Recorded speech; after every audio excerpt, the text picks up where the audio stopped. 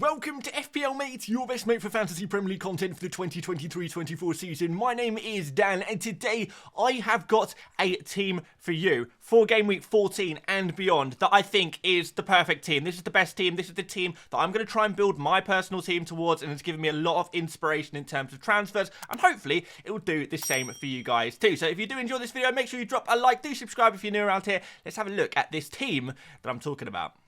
Okay, so this team costs 100.5 million, which means most of you guys are going to be able to afford this and maybe even be able to make some upgrades, which I'm going to be talking about during this video towards the end and throughout. So, guys, let's start off in goal with Raya. Yes, David Raya is the goalkeeper who I think I want more than any other goalkeeper in FPL right now. I mean, who is keeping clean sheets right now other than Arsenal? Pretty much nobody. So, it's a good bet to go for a safe player in Raya who you know is going to play every single game. He's going to get those save points occasionally as well. I think he is going to be the mainstay Arsenal goalkeeper for the rest of the season, outside of those Brentford games where he will be ineligible to play his parent club. But we've got one Brentford game out of the way. It's plain sailing from here. So Raya seems to me to be the really obvious goalkeeper to go for at just 4.9 million. I think it's worth spending that money to guarantee yourself clean sheets every week, pretty much. In defence, we are going to double up on the Arsenal defence with Saliba. So Saliba is coming in at 5.4 million. He is going to be the most expensive defender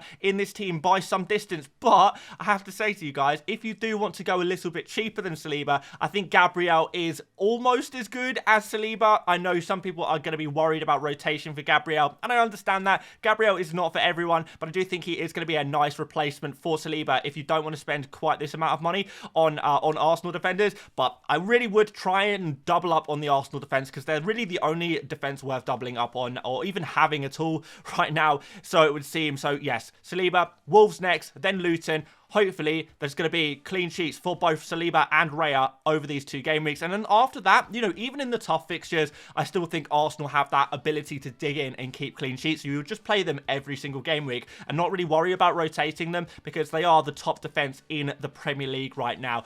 Their numbers just are the best. So we're going to expect some clean sheets. Next up, Mykolenko. Yes, we're going to go for Mykolenko here, which is a bit of a strange pick, but he does rotate well with the other defenders that I've got in this squad today that I'm going to share with you.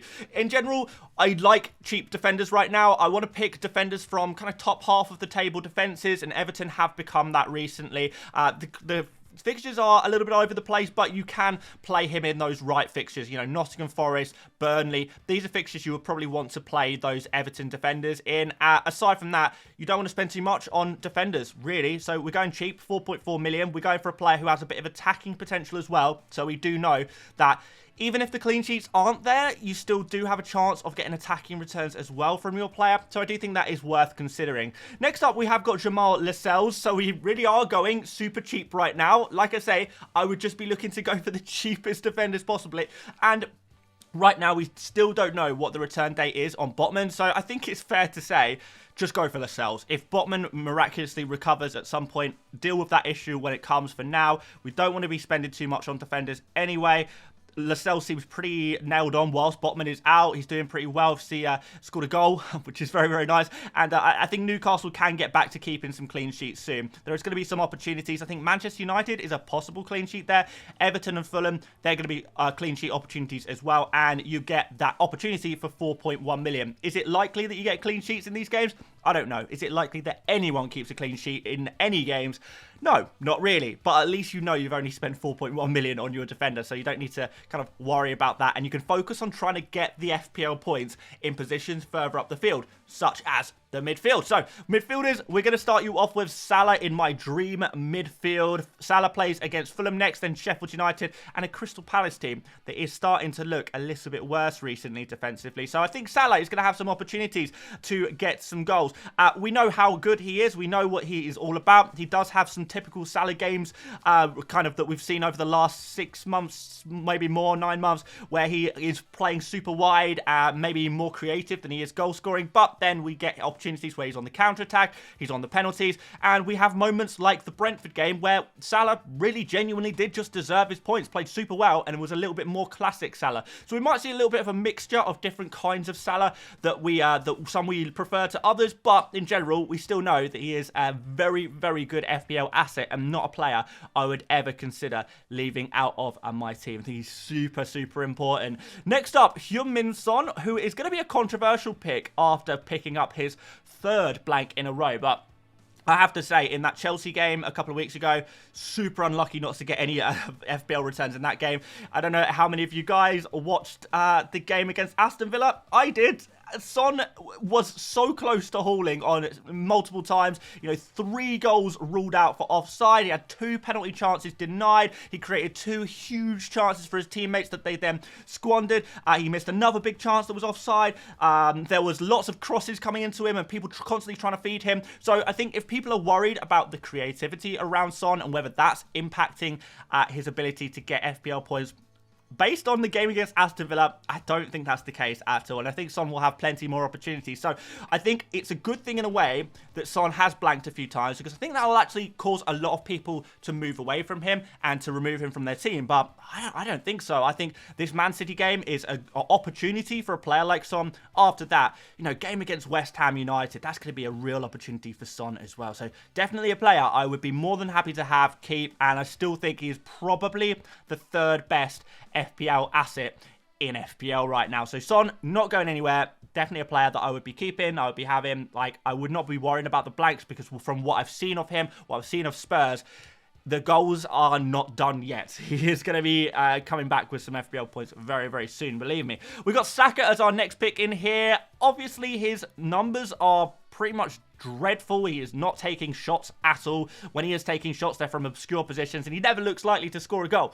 But what we can say about Saka is that he's creative, he's consistent, and he's probably on penalties as well. Could probably do with a penalty soon to score a goal now and again. It would be pretty nice, wouldn't it? But yeah, Saka with the good fixtures, with the nailed onness, because I think that's another theme of this team as we enter a period of fixtures where we are going to have kind of, we've got midweek gaming, game week 15, for example. We've got, other cup competitions. We've got loads of fixtures in and around December as well, where teams will be playing multiple times a week. We do want to go for those nailed players. And, Salah, Son, Saka, they are exactly that. So that's why they're in this team.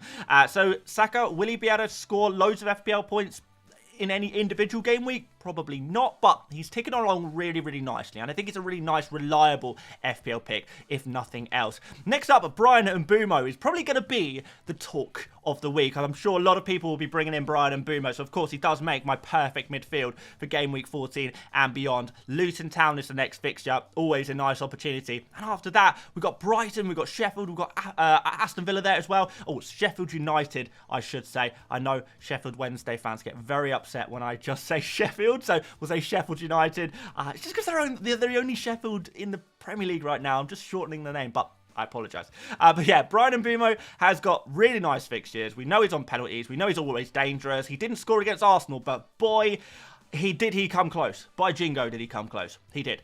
So we will be expecting more FPL returns from Mbeumo in future subsequent game weeks, and definitely a really important player for our FPL team. So we need to pick one more midfielder to complete the perfect FPL midfield, and it's going to be Cole Palmer. I think this works really nicely. 5.3 million, super good value for money on penalties, and Kunku, we don't know when he's going to be back, so I think Palmer is good for penalties and good for nailedness as well for at least a couple more weeks, which is really nice. But in general, he's been so good. He's probably nailed, properly, more just as nailed as any other player, so yeah, Palmer looking good right now. I think he is a player that we'd want, particularly now as the fixtures do start to get a lot better. We've kind of got all the bad fixtures out of the way for Chelsea now. We've got some mediocre fixtures maybe in the next 3. After that, the fixtures are just incredible for Chelsea, but definitely the Chelsea fixtures are looking up. So Palmer, 5.3 million, great value for money on penalties. Why wouldn't you pick him? There's no reason. There's no excuse not to pick him at this point. So he does make the team as well. Moving up front, we've got Erling Haaland. No surprise there. It's Tottenham Hotspur at home next. And looking at this fixture and how Spurs like to play, how Ange likes to play, they don't change their tactics no matter who they play. So Man City definitely could take advantage. And it would be nice to actually see Haaland be able to play on the counter-attack a little bit more. We don't see that too much of him since he moved to Man City, because often Man City are playing against low blocks. That's not going to be the case for Man City this week. And yeah, we know Haaland's going to get opportunities. It's a home game, playing against a gung-ho Tottenham team who still will be missing Romero and Van de Ven for this fixture. It could be a bloodbath. It really could see a lot of goals. So Haaland, yeah, no way I'd be removing him. After that, we've got Aston Villa, another fairly gung-ho team, Luton Town and Crystal Palace. So really nice fixtures between now and the Man City and Brentford blank. So yeah, he's going nowhere. A really important player to have in FPL, which means we've got to finish off the starting 11 with one more player. And I think in this particular position, you can go for 3 players. You could go for Watkins, really reliable. He's going to play every game over a busy fixture schedule.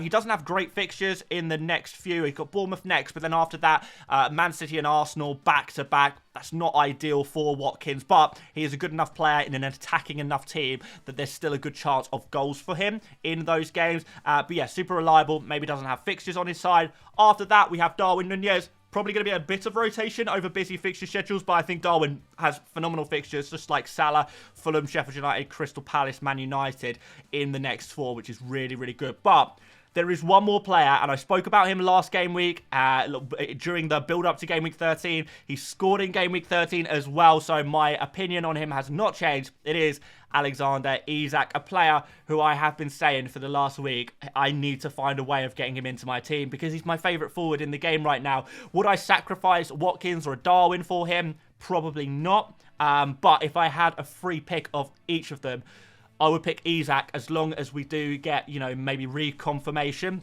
about the fact that Wilson is going to be out for, the next 6 weeks. If Wilson is out for, next 4, 6, 8 weeks, Isak's going to be playing pretty much every single game for Newcastle. We already know when Isak is on the pitch and he's guaranteed minutes, he's always got goals in him. His numbers per 90 are ridiculously good, and Newcastle we know are a team that score a lot of goals as well, and it's nice to have the striker in that system. So he'll be on penalties as well with Wilson out, which is nice. There's just so much to love about him right now as long as Wilson is out. I think that's the case with these Newcastle strikers. If one of Isak or Wilson is injured, getting the other one of them that isn't injured is pretty much the priority play in terms of forwards. I truly do believe that. We saw that a little bit last season as well, how potent Isak and Wilson can be, and that ain't going to change now. We've already seen Isak, first game back from injury, scoring for Newcastle against Chelsea.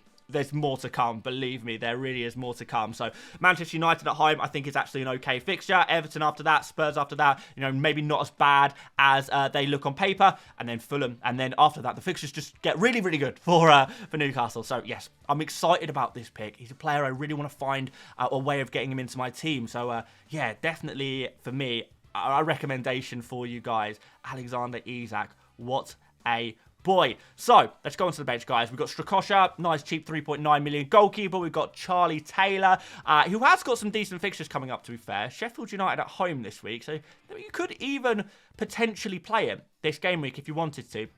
I'm sure some people will find a reason to play Taylor this week, but in general, nice cheap 4 million defender that is kind of playable. You can play him in odd occasional game weeks if you want to. Ait Nouri plays against Arsenal this week, but has great fixtures after that. So I think Ait Nouri, we're going to be talking about him a little bit more going forward with Wolves improving defence, playing as the left wing back / left midfielder, despite being listed as a defender, getting plenty of opportunities to score goals. It's another case similar to Mikolenko where we're not expecting clean sheets from anyone, so pick someone cheap with a decent amount of attacking potential, and that's what Ait Nouri is. And finally, Mubama, 4.3 million, may get some game time. We saw him play his first Premier League minutes of the season, this game week or game week 13. So yeah, maybe he's going to get a few minutes moving forward, depending on how long Antonio ends up being out for. I guess we'll see. But there we go, guys. That is the team, 100.5 million. There are a couple of options you could change about this team that I want to go through you very quickly, some potential options, and I want to show you how it works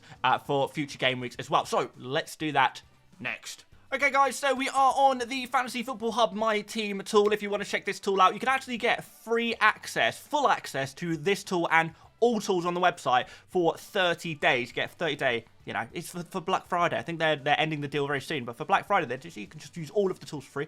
You can do that using the link in the description. Just sign up, you get your free trial. If you like it, carry on. If you don't, cancel your trial, and you just got a free month of the best FPL tools in the world, and over the busiest FPL period of the season. So really, really useful stuff. But yeah, do want to show you a couple of changes. We've got 97% AI team rating on this bad boy. Like I said, there is a couple of suggestions. Like, let's go to defenders first. Now, we could downgrade Saliba to a Gabriel if you can find him. It's going to free up a little bit of budget there for you, which could be pretty handy. There are some other moves you could potentially make. I think there are other defenders you could go for, but none of them really stick out to me. And I think it's more important to find defenders that rotate well rather than necessarily finding, you know, just the best defenders straight up. So it's up to you. You can maybe go various directions. You maybe go for a Man United defender if you feel like going that way, or some people will say West Ham defenders, but I'm not really feeling their chances of clean sheet. So some people say Chelsea defenders as well. Maybe Colwill is a potential shout if he can get himself back nailed on into the Chelsea team. It's only 4.5 million, and we've got some good fixes coming up for Chelsea. So there's various different ways you can go there. In midfield, the changes that I would be most likely to make would be to remove maybe one of Saka or Son if you want to free up a little bit of budget that way. It's really up to you who you prefer out of Saka and Son, but I would say those two are the players I would be most willing to give up. I like them more than Mbeumo and Palmer, don't get me wrong, but I think Mbeumo and Palmer are just elite at their price points. They're such good value for money. If you want to free up money, you know, Son and Saka would be the players to sacrifice. Now, the only problem there is that there's not really too many midfielders that I'm massively interested in right now. You could go for Bruno Fernandes if you wanted to. Some people might say that Rashford is back after today. Not sure about that one. Some people say Gordon. I'm a little bit worried about his potential rotation with Barnes coming back into the team. A lot of fixtures for Newcastle. I don't think Gordon is completely safe, but I don't hate him as a pick, I guess. Outside of that, we're pretty much looking at Sterling maybe you could bring in. So, in general, it's tough. Bowen, if he's available, again, if Bowen's fit for Gameweek 14, then, you know, maybe you can go for Bowen instead of Saka or some. It's going to be pretty difficult to really, you know, find a replacement for a Saka and Son, which is why this four-man midfield is my preference.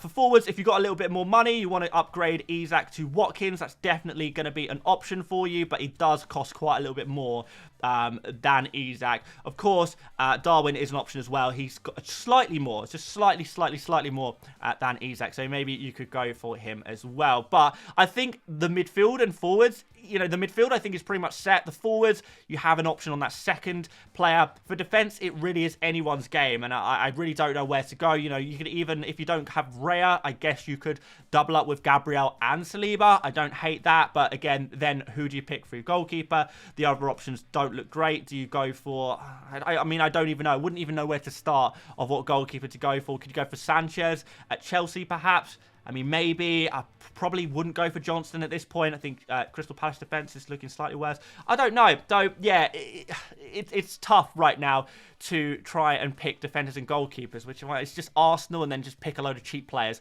alongside your double up on the Arsenal defence / goalkeepers, I guess. Quickly running through the fixtures and how these defenders rotate over the next few game weeks. So we've got Game Week 14 here. Obviously, we already spoke about the defenders you play, but Taylor is definitely an option. You know, against Sheffield United at home, maybe you could bring him in instead of Lascelles if you wanted to go that way. I think Lascelles is just as viable, to be honest, and I'm not massively confident in either of them, but yeah.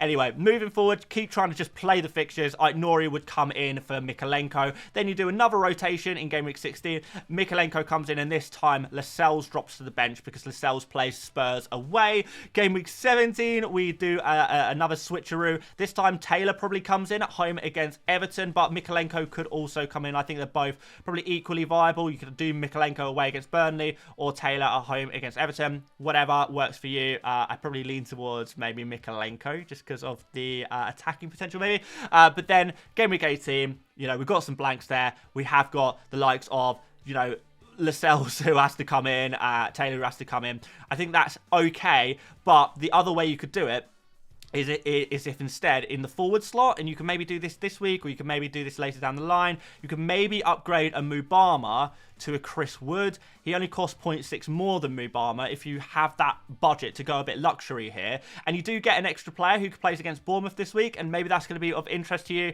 and you can actually drop down one of your defenders, possibly, I don't know, maybe Saliba, because he plays against Liverpool away, although I'll probably just play your Arsenal defenders every week. Maybe Mikalenko away against Spurs. Maybe throw him in there, and then you've got a nice 4-4-2 for this game week as well. But whatever the case, I would be looking to try and hold Mbeumo and Haaland through game week 18, because it's very likely that Mbeumo and Haaland are going to have a double game week very, very shortly after game week 18, maybe as early as game week 20. So you are going to want to keep these two players and actually add to your City and Brentford kind of war chest, I guess. So yeah, that's how the rotations work on those defenders as well. There's going to be some different options for you guys, and how you're going to navigate game week 18. It's going to be interesting, but yeah, that's how I would do things if I could start fresh with an FPL team. But yeah, certainly looking to build towards something like this. I think it looks really, really good. So yes, guys, don't forget to check out Fantasy Football Hub using the link in the description. You can also get 20% off fanprints.uk right now using the link in the description, and get yourself one of these. Oh, I love them so much. Yes, they are the amazing custom prints for you guys for Christmas and beyond. But aside from that, guys, thank you so much for watching. Once again, drop a like, do subscribe, and I'll see you tomorrow, where we'll be doing a tier list video and a stream after the final game of Game Week 13. See you then, and see you later, mates. Bye-bye.